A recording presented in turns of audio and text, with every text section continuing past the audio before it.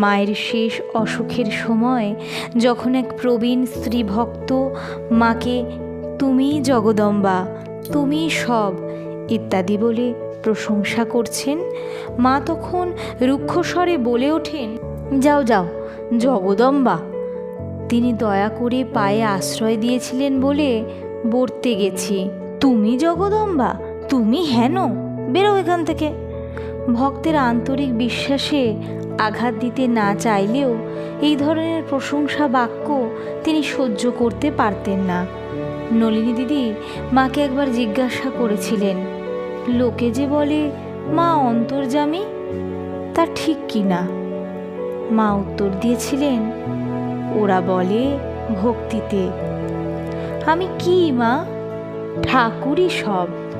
তোমরা ঠাকুরের কাছে এই বলো, আমার আমি তো যেন